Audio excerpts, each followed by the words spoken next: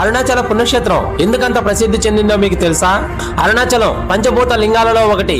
అరుణాచలం పంచభూత క్షేత్రాలలో శివుడు ఇక్కడ అగ్ని రూపంలో కొలువై ఉన్నాడు. పురాణాల ప్రకారం బ్రహ్మ విష్ణువు ఒకప్పుడు తమలో ఎవరు గొప్ప అని వాదించుకున్నారు. వారి గర్వానికి బుద్ధి చెప్పడానికి శివుడు ఒక భారీ జ్యోతిర్లింగంగా ఆవిర్భవిస్తాడు.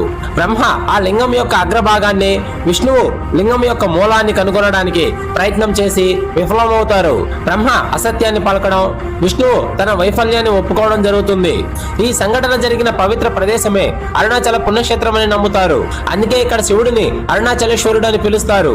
కాశీలో మరణిస్తే, చిదంబరం దర్శిస్తే, తిరువల్లూరులో జన్మిస్తే మోక్షం లభిస్తుందని నమ్ముతారు.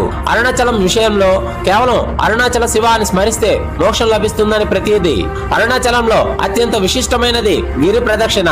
గిరి ప్రదక్షిణలో భక్తులు చెప్పులు లేకుండా ప్రదక్షిణ చేస్తారు. ఇక్కడ పర్వతాన్ని సాక్షాత్తు పరమశివుడిగా భావిస్తారు. ఈ గిరి ప్రదక్షిణలో అష్టలింగాలు, సాధువుల ఆశ్రమాలు, పుణ్యతీర్థాలు ఎన్నో ఉన్నాయి. ఎందరో దేవతలు, సిద్ధులు అదృశ్య రూపంలో గిరి ప్రదక్షిణ చేస్తారని నమ్మకం. రమణ మహర్షి గారు ఇక్కడ నివసించి జ్ఞానాన్ని బోధించడం, ఇంకా ఎంతో మంది మహానుభావులు అరుణాచలంలో నివసించి తపస్సు చేసి ఆధ్యాత్మిక మార్గదర్శనం చేశారు. అరుణాచల ఆలయం తమిళనాడులోని అతి పురాతన పెద్ద ఆలయాలలో ఇది ఒకటి.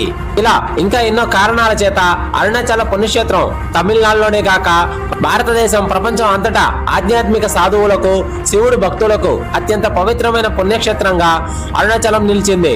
ఫ్రెండ్స్, ఈ వీడియో మీకు నచ్చితే అరుణాచలేశ్వరాన్ని కామెంట్ చేయండి. మరిన్ని వీడియోల కోసం జై కేతనం సబ్స్క్రైబ్ చేసుకోండి.